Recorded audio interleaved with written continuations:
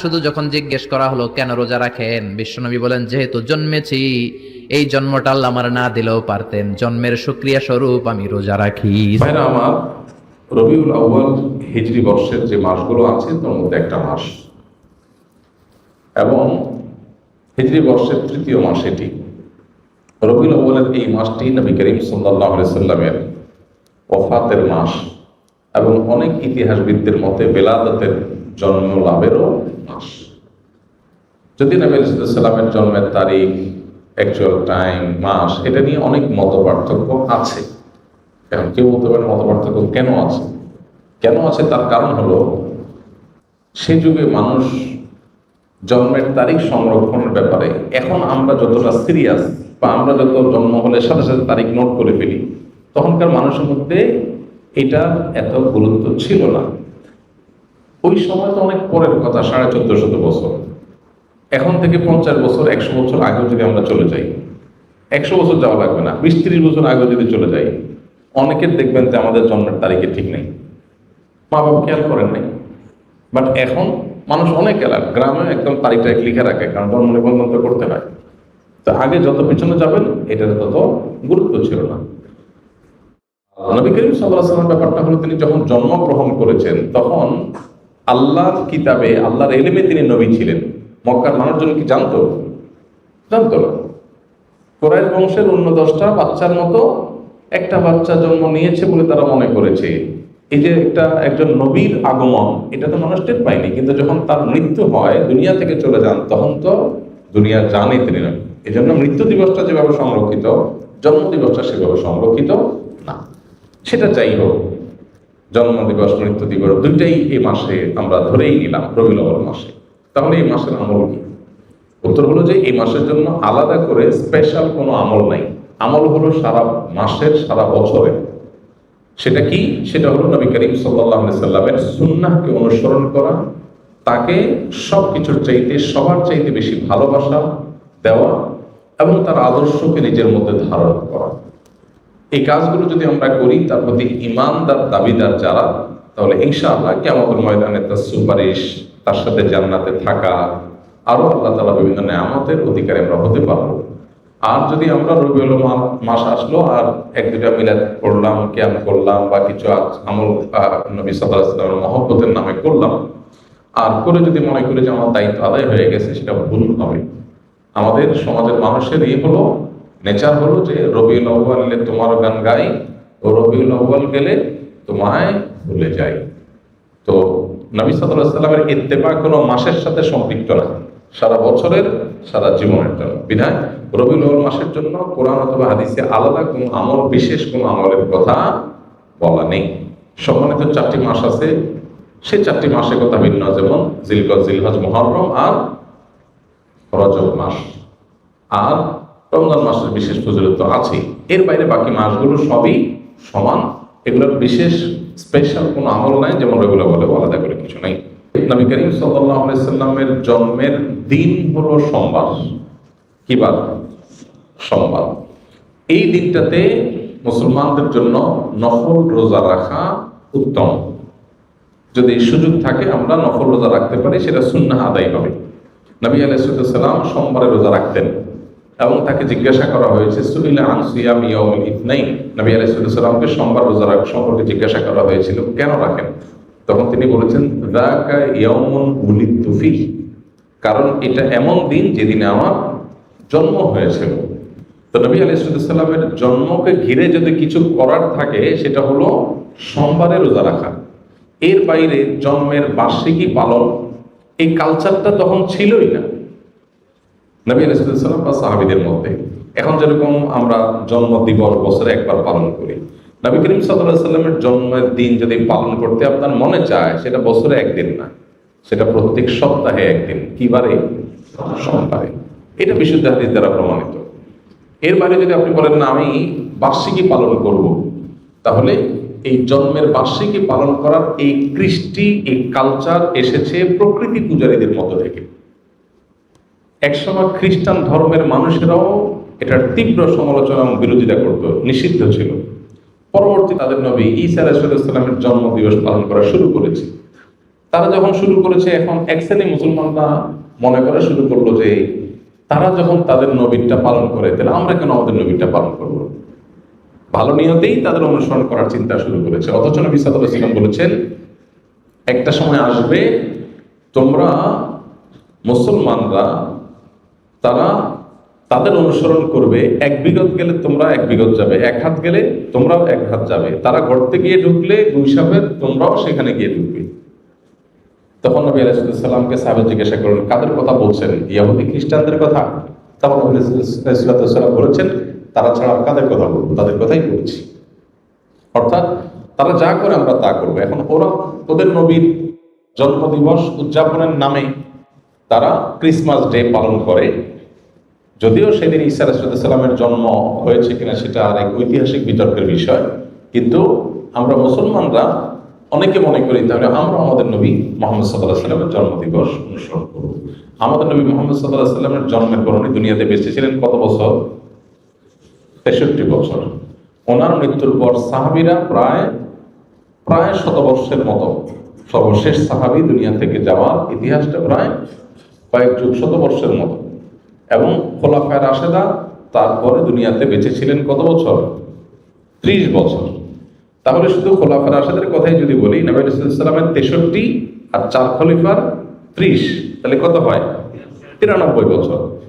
ইসলামের স্বর্ণযুগে খোদ নবী সাল্লাল্লাহু আলাইহি ওয়াসাল্লাম এবং 4 খলিফার এই 93 বছরের একটা বছর এমন পাওয়া যায় না যে বছরে একবার নবীজির জন্মদিবস তিনি নিজে অথবা তার কোন খলিফা কোন সাহাবী পালন করেছেন।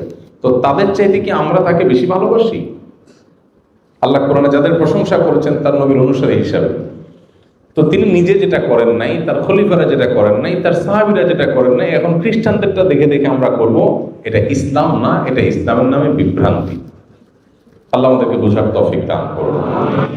আমরা যদি নবী রাসূলুল্লাহ সাল্লাল্লাহু আলাইহি ওয়াসাল্লামের প্রতি মহব্বত এর দাবিদার হই, তাহলে ইন্নাল মুহিব্বা লিমান ইউহিব্বু ইউতিউ, যে কাউকে ভালোবাসার দাবি করে সে তার কথা শুনে। তো নবী সাল্লাল্লাহু আলাইহি ওয়াসাল্লামের কথা যদি শুনি আমরা, তাহলে ইহুদি খ্রিস্টানদের সাথে মিল রাখতে হবে নাকি বেমিল? কারণ তিনি তো বলেছেন খালিফুল ইয়াহুদ, ওদের ব্যতিক্রম করবে।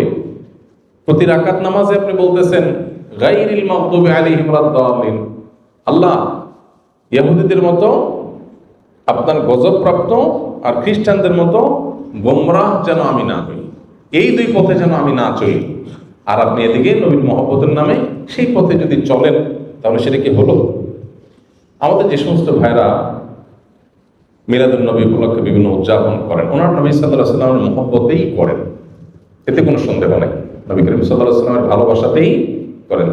ভালোবাসাটা নবী আলাইহিস সালামের প্রতি ভালোবাসাটা, আবেগ থাকাটা প্রশংসনীয়, কিন্তু আমাদের ভালোবাসার প্রকাশ হতে হবে সুন্নাহসম্মতভাবে। কিভাবে? সুন্নাহসম্মতভাবে। এখন অনেকে বলে যে ভাই ভালোবাসার কোনো প্রমাণ লাগে না, ভালোবাসার কোনো প্রমাণ লাগে না। তো ভালোবাসার কোনো প্রমাণ লাগে না, যা খুশি করা যাবে ভালোবেসে, এটা কথা হলো? তো কোরআনে আল্লাহ তাআলা বলেছেন, কুল ইন কুনতুম তুহিব্বুনাল্লাহ ফাত্তাবিউনি, হে রাসূল বলে দেন তোমরা যদি আল্লাহকে ভালোবাসো এটা দাবি করো, তাহলে আমার অনুসরণ করো, প্রমাণ করো।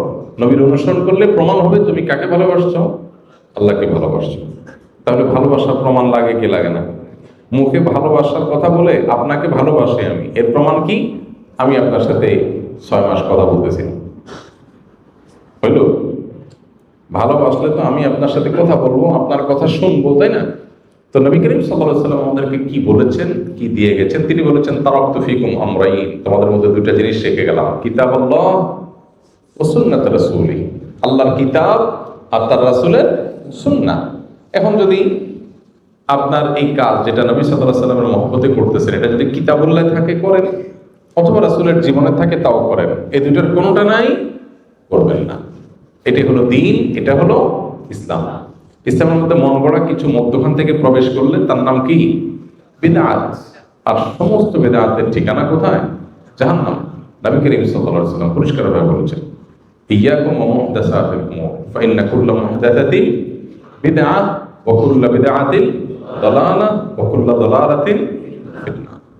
সমস্ত বেদাতি গুমরাহি, আর সমস্ত গুমরাহি ঠিকানা জাহান্নাম। অনেকগুলো হাদিসে নবী সাল্লাল্লাহু আলাইহি ওয়াসাল্লাম আমাদেরকে সতর্ক করেছেন। এই জন্য আমাদের যে ভাইরা এই বিষয়গুলো উদযাপন করেন, ওনারা নবী সাল্লাল্লাহু আলাইহি ওয়াসাল্লামের মহব্বতই করেন এবং সন্দেহাতীতভাবে এটা প্রশংসার বিষয় যে নবী সাল্লাল্লাহু আলাইহি ওয়াসাল্লামের মহব্বত আছে, কিন্তু মহব্বত অনুযায়ী কাজ করতে হবে সুন্নাহর উপর আমল করার মধ্য দিয়ে। আল্লাহ আমাকে, আমাদের সব ভাই বোনদেরকে বোঝার তৌফিক দান করুন।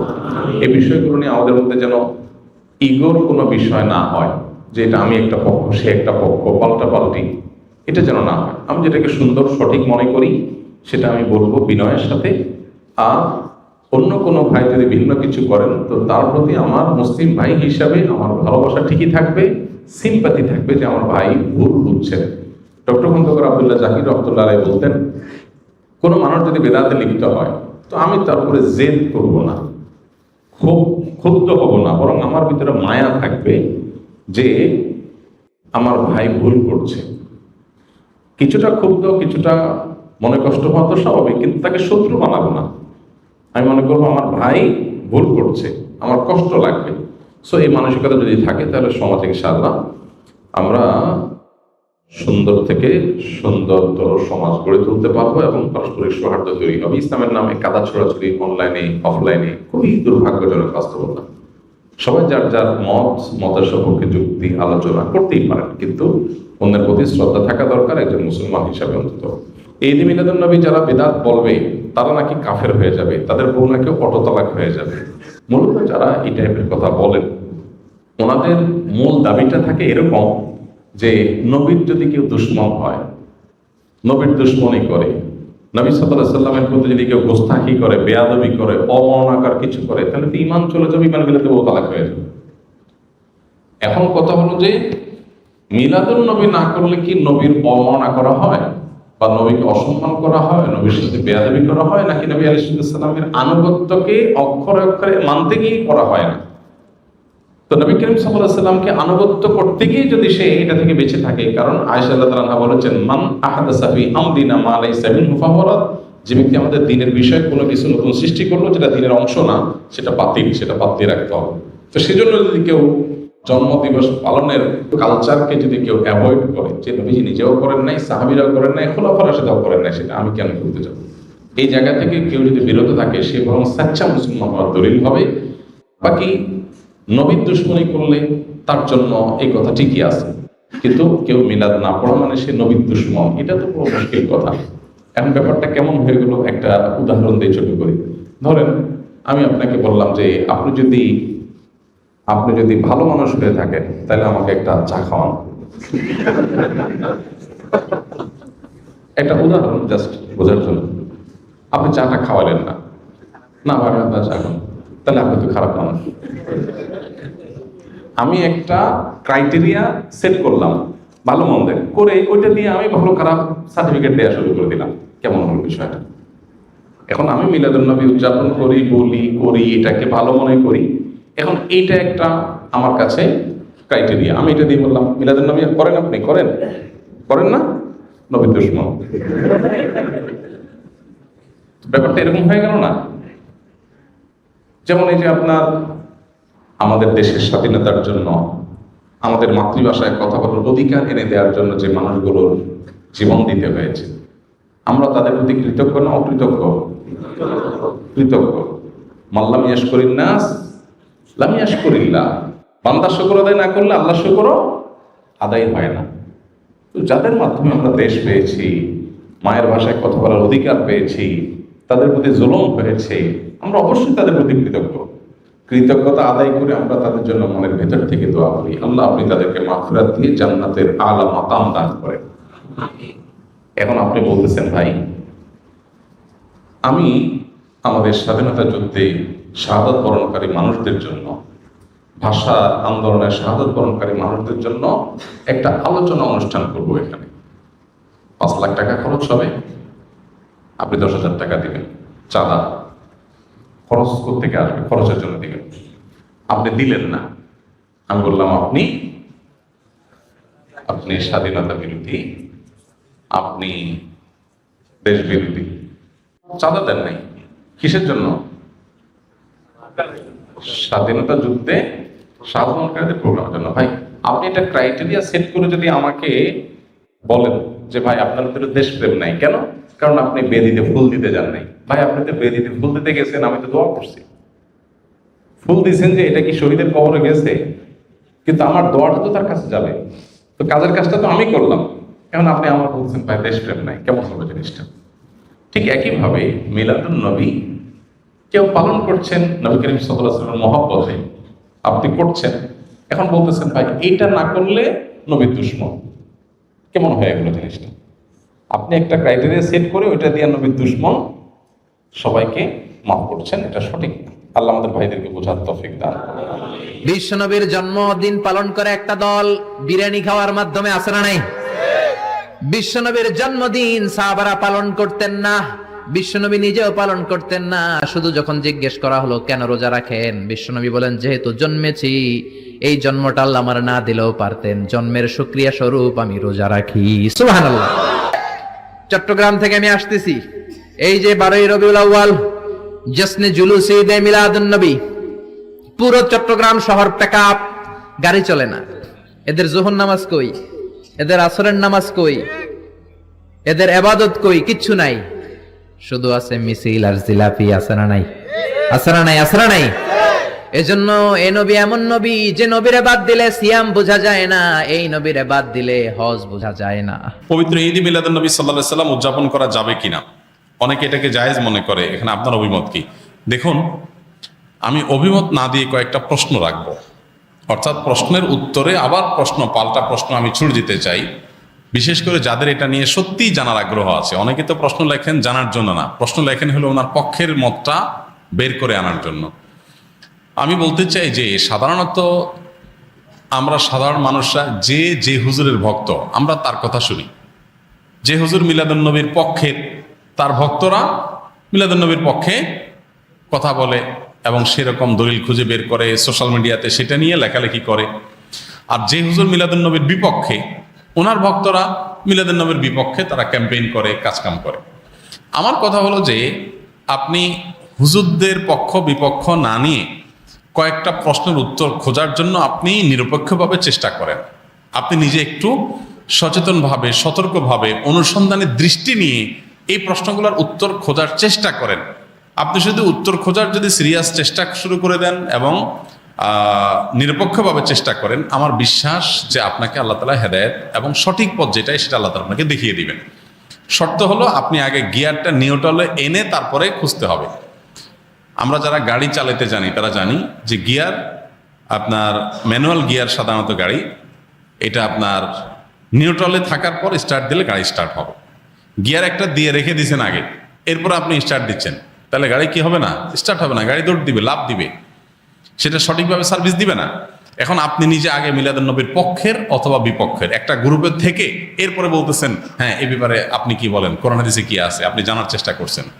এইভাবে আপনি আসলে সত্য জানতে পারবেন না। সত্য জানতে হলে আপনাকে নিউট্রালে থাকতে হবে যে ঠিক আছে, আমি এটা নিয়ে অনুসন্ধান চালাই, পড়াশোনা করি, স্টাডি করি এবং আমার স্টাডির পর নিরপেক্ষভাবে সত্যিটা জানার জন্য আমি চেষ্টা করি। আল্লাহ তাআলার কাছে দোয়া করি আল্লাহ যেন আমাকে হেদায়েত করেন, গাইড করেন, তাহলে আপনি ইনশাআল্লাহ সঠিক পথ পাবেন। এবার আসেন প্রশ্নগুলো কি কি। 1 নম্বর প্রশ্ন হলো, নবী করিম সাল্লাল্লাহু আলাইহি সাল্লামের যেদিন জন্ম হয়েছে, মিলাদুন নবী মানে হলো নবী সাল্লাল্লাহু আলাইহি সাল্লামের জন্ম, এটাকে কেন্দ্র করে উদযাপন, আনন্দ ইত্যাদি। প্রশ্ন হলো, নবী করিম সাল্লাল্লাহু আলাইহি সাল্লামের যে তারিখে জন্ম হয়েছে সেই তারিখটা কি চূড়ান্ত এবং অবিতর্কিত কিনা, অর্থাৎ অমুক তারিখে তিনি জন্মগ্রহণ করেছেন, ইতিহাসবিদগণ এ ব্যাপারে একমত কিনা বা হাদিস গ্রন্থগুলোতে এটা সুস্পষ্ট আসছে কিনা, এটা আপনি একটু জানার চেষ্টা করেন। আপনি যদি খোঁজ করেন, অনুসন্ধান চালান, তাহলে কিন্তু আপনি জানতে পারবেন, জানতে আপনার কষ্ট হবে না খুব বেশি, যে আসলে নবী সাল্লাল্লাহু আলাইহি সাল্লামের জন্মের তারিখটা এটা চূড়ান্ত কি চূড়ান্ত না।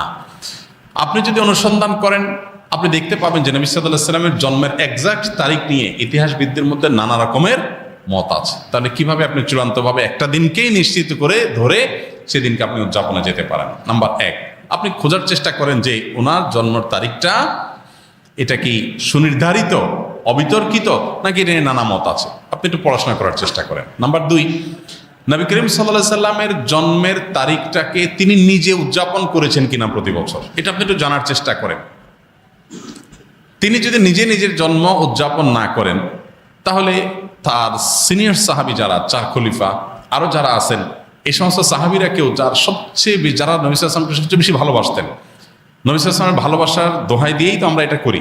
তো তারা যারা নবী সাল্লাল্লাহু আলাইহি ওয়াসাল্লামকে এর ভালোবাসায় যারা উত্তীর্ণ হয়ে গেছেন, ভালোবাসায় যারা প্রমাণিত, তার আশেকে রাসূল বলি, যেটাই বলি আমরা তথাকথিত, এই জায়গাটা যারা ইতোমধ্যে প্রমাণিত হয়ে গেছেন, সেই সাহাবীরা যাদেরকে কোরআনে আল্লাহ সার্টিফিকেট দিয়েছেন নবী সাল্লাল্লাহু আলাইহি ওয়াসাল্লামের আনুগত্যের ব্যাপারে, ভালোবাসার ব্যাপারে, সেই মানুষগুলো নবী করিম সাল্লাল্লাহু আলাইহি ওয়াসাল্লামের জন্ম দিবস উদযাপন করেছেন কি করেন নাই, আপনি এই বিষয়ে একটু খোঁজ নেন, তথ্য উপাত্তগুলো ভেরিফিকেশন করেন, যাচাই করেন।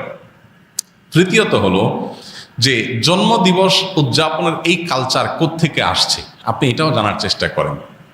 আপনি যদি এটা নিরপেক্ষভাবে এটা শুরু কোত্থেকে আসে দেখেন, আপনি দেখবেন এটা অগ্নিপূজক, প্রকৃতি পূজারী, তাদের কাছ থেকে আসছে। এবং একসময় খ্রিস্টান ধর্মেও এই জন্মদিবস উদযাপন করাটার ব্যাপারে নিরুৎসাহিত করা হতো, নিষিদ্ধ করা হতো। পরবর্তীতে তারা নিজেরা আবার ওই প্যাগানদের দ্বারায়, প্রকৃতি পূজারীদের দ্বারায় প্রভাবিত হয়ে তারাও তাদের নবীর জন্মদিবস উদযাপন শুরু করেছেন। আমাদের নবী সাল্লাল্লাহু আলাইহি ওয়াসাল্লাম বলেছেন, লা তুতরুনি কামা আতরাতিন নাসারা ইবনে মারইয়াম, তোমরা আমাকে নিয়ে বাড়াবাড়ি করিও না যেভাবে খ্রিস্টানরা ঈসা আলাইহিস সালামকে নিয়ে বাড়াবাড়ি করেছে। অতএব নবী করিম সাল্লাল্লাহু আলাইহি ওয়াসাল্লামের মিলাদুন নবী পালন করবেন কি করবেন না, উদযাপন করবেন কি করবেন না, সেই প্রশ্নের উত্তর আপনি পেয়ে যাবেন যদি আমার এই 3টা প্রশ্নের উত্তর আপনি নিজে অনুসন্ধান করে জানার চেষ্টা করেন। আল্লাহ আমাকে, আপনাকে, আমাদের সবাইকে হেদায়েত এবং সত্যিকারের যে সঠিক পথ, সেটা আল্লাহ তাআলা আমাদের সবাইকে আল্লাহ তাআলা দান করুন। ঈদ মিলাদুন নবী ও সিরাতুন নবীর মধ্যে পার্থক্য কি? মিলাদুন নবী মানে হলো নবী সাল্লাল্লাহু আলাইহি ওয়াসাল্লামের জন্ম, আর সিরাতুন নবী মানে হলো নবী করিম সাল্লাল্লাহু আলাইহি ওয়াসাল্লামের জীবনী, জীবনচরিত। তো সিরাতুন নবীর মধ্যে নবী সাল্লাল্লাহু আলাইহি ওয়াসাল্লামের জন্ম, মৃত্যু, শৈশব, বেড়ে ওঠা, আল্লাহর আদেশে নিজের জীবনের সব বিষয়গুলো এর মধ্যে আছে। সিরাতুন নবী মানে জীবন ইতিহাসের মধ্যে সবই আছে। আর মিলাদুন নবী হলো সিরাতের, অর্থাৎ নবী সাল্লাল্লাহু আলাইহি ওয়াসাল্লাম পুরো জীবনের একটা অংশ। এটা হলো একটা পার্থক্য। আর একটা বিষয় হলো যে মিলাদুন নবী এটা আসলে উদযাপন বা অনুসরণ করার বিষয় না। নবী সাল্লাল্লাহু আলাইহি ওয়াসাল্লামের জন্মকে আমরা চাইলে অনুসরণ করতে পারবো না, যে উনি যেভাবে জন্ম হয়েছেন, যে তারিখে হয়েছেন, ওই তারিখে আমি হব, এরকম কোনো অপশন নাই তো। কিন্তু সিরাতুন নবী যেটা, এটা কি করা যায়? অনুসরণ করা যায়। নবী সাল্লাল্লাহু আলাইহি ওয়াসাল্লামের জীবন চরিত দেখে দেখে সেই অনুযায়ী আমি আমার জীবনকে গঠন করলাম। তো এটা হলো মূলত আমাদের জন্য গুরুত্বপূর্ণ। আমাদেরকে নবী সাল্লাল্লাহু আলাইহি ওয়াসাল্লামকে আল্লাহ দিয়েছেন তাকে অনুসরণ করার জন্য। তাকে অনুসরণ করার নামগন্ধ নাই, কিন্তু তার মহব্বতের দাবি করে আমি যাচ্ছে তা করে বেড়ালাম, তো এটা আসলে ইসলাম হতে পারে না। অতএব আমাদেরকে নবী করিম সাল্লাল্লাহু আলাইহি ওয়াসাল্লাম অনুসরণ করার চেষ্টা করতে হবে। ডিপ্রেশন, দুশ্চিন্তা থেকে মুক্তির উপায় কি? ডিপ্রেশন এবং দুশ্চিন্তা এখন ঘরে ঘরে। যত বেশি সম্পদ, যত বেশি মানুষের দিনকাল ভালো, তত বেশি মানুষের মধ্যে দুশ্চিন্তা, ডিপ্রেশন বেশি। তো এই দুশ্চিন্তা এবং ডিপ্রেশন, এটা থেকে মুক্তি লাভের জন্য আমাদের যে কাজগুলো করতে হবে তার ভিতরে 1 নম্বর হলো 5 ওয়াক্ত নামাজ যথাযথভাবে সুন্দরভাবে আদায় করতে হবে, খুব লম্বা সময় নিয়ে, ধীরে ধীরে। দ্বিতীয়ত, আপনি বেশি বেশি করে কোরআনে কারিমের অর্থ সহকারে তেলাওয়াত করবেন। এটি দুশ্চিন্তা থেকে মুক্তি লাভের জন্য অন্যতম কারণ। বিশেষ করে সূরা ইউসুফ সম্পর্কে অনেক উলামায়ে বলেছেন, এটা অর্থ সহকারে বুঝে পড়লে, মহব্বতের সাথে পড়লে, তাজবিদের সাথে সুন্দরভাবে পড়লে ইনশাআল্লাহ দুশ্চিন্তা থেকে মানুষ বাঁচতে পারে। তৃতীয়ত, দুরুদের আমল। এ সম্পর্কে হাদিসে পরিষ্কারভাবে আমাদেরকে নবী সাল্লাল্লাহু আলাইহি ওয়াসাল্লাম নির্দেশনা দিয়েছেন যে নিয়মিত যদি কেউ দুরুদ পড়ে, সবসময় দুরুদ পড়ে, তো আল্লাহ তাআলা তাকে দুশ্চিন্তা মুক্ত করেন। আরেকটা হলো ইস্তেগফার। ইস্তেগফার যদি কেউ নিয়মিত পড়েন, তাকেও আল্লাহ তাআলা দুশ্চিন্তা থেকে হেফাজত রাখেন। আর এছাড়া দুশ্চিন্তা থেকে মুক্তি লাভের জন্য একটা বিশেষ দোয়া আছে। নবী সাল্লাল্লাহু আলাইহি ওয়াসাল্লাম পড়তেন, আল্লাহুম্মা ইন্নী আউযু বিকা মিনাল হাম্মি ওয়াল হাযান ওয়া আউযু বিকা মিনাল আজজি ওয়াল কাসাল ওয়া আউযু বিকা মিনাল বুখলি ওয়াল জুবন ওয়া আউযু বিকা মিন গালাবাতি দাইনি ওয়া কাহরি রিজাল। এই দোয়ার প্রথম অংশ যেটা, আল্লাহুম্মা ইন্নী আউযু বিকা মিনাল হাম্মি ওয়াল হাযান, আল্লাহ আপনার কাছ থেকে দুশ্চিন্তা, পেরেশানি, ডিপ্রেশন থেকে আমি পানা চাই। এই দোয়া বিশেষ করে পাঠ করবেন। আর এমনিতে নবী সাল্লাল্লাহু আলাইহি ওয়াসাল্লামের নিয়ম ছিল, কানাইজা হাযাবাহু আমরুন ফাজা ইলাস সালাহ, কোনো বিষয় যখন তিনি পেরেশানিতে পড়তেন, নামাজে চলে যেতেন, 2 রাকাত নামাজ পড়তেন। আর এর বাইরে বিশেষ করে ভোর রাতে তাহাজ্জুদের সময় উঠে নিরিবিলি আল্লাহর সাথে একটু মন খুলে কথা বলেন, ইনশাআল্লাহ আল্লাহ তাআলা আপনার মানসিক অশান্তি দূর করবেন। নবী উপলক্ষে কিছু করণীয় আছে কিনা, এই দিনে কোনো আমল আছে কিনা? ঈদে মিলাদুন নবী মানে হলো নবীর জন্মের ঈদ, আনন্দ। তো ঈদ থাকলে তো ঈদের নামাজ থাকবে নাকি? তো 12 রবিউল আউয়ালকে যদি আমরা ঈদে মিলাদুন নবী বলি, তাহলে ঈদ তিনটা হলো, ঈদ উল ফিতর, ঈদ উল আজহা আর ঈদে মিলাদুন নবী। তাহলে ঈদ উল আজহা, ঈদ উল ফিতরের তো নামাজ আছে আমরা জানি, ঈদে মিলাদুন নবীর নামাজ কখন আছে? কোন নামাজ নাই। তো বোঝা গেল যে আসলে ঈদে মিলাদুন নবীর নামে কোন ইবাদতের উপলক্ষ, কোন অকেশন ইসলামের শরীয়তে কোথাও নাই।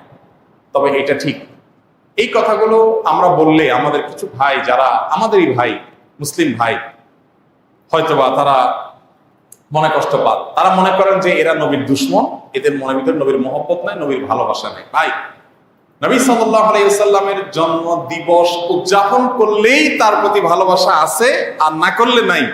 এই যোগ বিয়োগ করা, এত সহজ শর্টকাটে হিসাব করার ক্ষমতা আপনারা কে দিছে? এই অধিকার আপনাকে কে দিছে? ব্যাপারটা এরকম হয়েছে যে দেশের প্রতি আমার ভালোবাসা আছে কিনা। আপনি আমার দল করেন, তাই আমি বলবো আপনি দেশপ্রেমিক।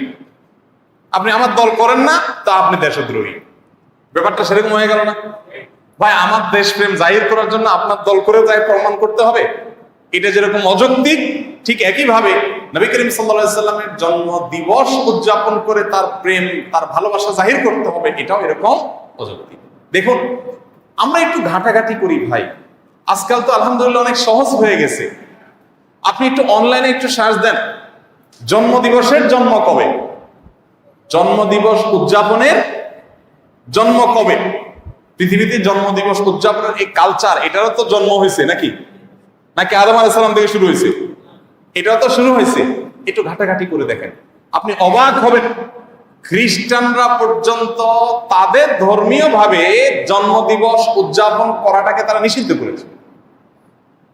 আমরা যেরকম ফতোয়া দেই না, খ্রিস্টানদের ধর্মের মধ্যে ফতোয়া আছে জন্মদিবস উদযাপন করা যাবে না। কারণ এটা যারা করেছে পেগানরা, প্রকৃতি পূজারীরা, তাদের সাথে বিশ্বাসগত বিশাল সংঘর্ষ আছে। কাদের? খ্রিস্টানদের। কালের আবর্তে খ্রিস্টানরাই এসে সেটা আবার নিজেদের গায়ে ধারণ করেছে। তারা এখন তাদের নবীর জন্ম দিবস উদযাপন করে।